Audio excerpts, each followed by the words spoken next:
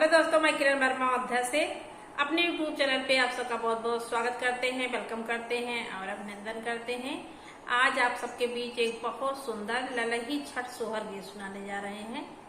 बहुत ही प्यारा, बहुत ही सुंदर छठी गीत है। इस समय भादों महीने में जब ललही छठ में पूजा जाता है तो उसी समय का ये गीत है। आप लोग जरूर फुलवाद करके सुनिएगा। जब लोग जाते हैं छठ मनाने तो वहाँ गीत गाना जरूर होता है, तो आप लोग सीख के जरूर गाइएगा। बहुत ही अच्छा, बहुत ही सोहर गीत है, बहुत ही प्यारा गीत है। आप लोग जरूर सीख के गाइएगा।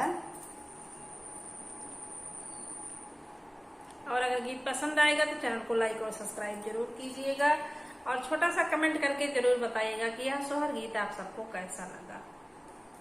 तो आइए सुनाते हैं। भादव के हाल छठिया तो सब सखी भूख तो सब सखी भूख हो। सासू मनवा में उठेला होला से हमहु व्रत करबै, हमहु व्रत करबै हो। सासू मनवा में उठेला होला से हमहु व्रत करबै, हमहु व्रत करबै हो। भादव कहल छठिया तो सब सखी भूख तो सब सखी भूख हो। सासू मनवा में उठेला होला से हमहु व्रत भूखबै, हमहु व्रत भूखबै हो।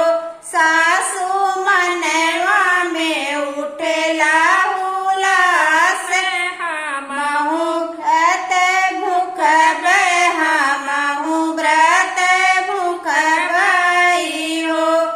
बोलिया सुघर बाहु बोलिउ सुनत के सुहावन, सुनत के सुहावन हो। बहुआ जे करे ना गोदिया होरिलवा व्रत नाही रखी है, व्रत नाही रखी है हो। बहुआ जे करे ना गोदिया होरिलवा व्रत नाही रखी है, व्रत नाही रखी है हो। इतनी बचन सुनी बहुआ नयन सुढूर, नयन सुढूर हो। मैया कैले मैं कवन कसूर, ललन नाही पायो, ललन नाही पायो। मैया कैले मैं कवन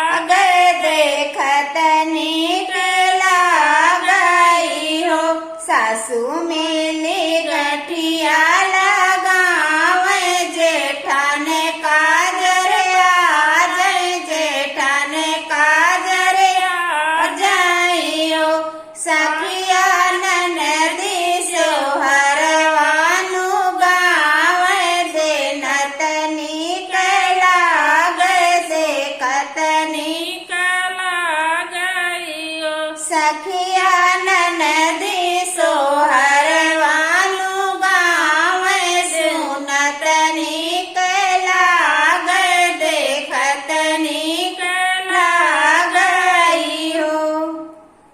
हेलो साथियों, बहुत ही प्यारा बहुत ही सुंदर ये सोहर गीत है। आप लोग जरूर सीख के गाइएगा। ललई छठ माता का जब व्रत भूखा जाता है उसी समय ये गीत गाया जाता है। आप लोग गाने को फुलवाज करके कमेंट में जरूर बताइएगा। फिर मिलेंगे आपको अगले वीडियो में, तब तक के लिए धन्यवाद।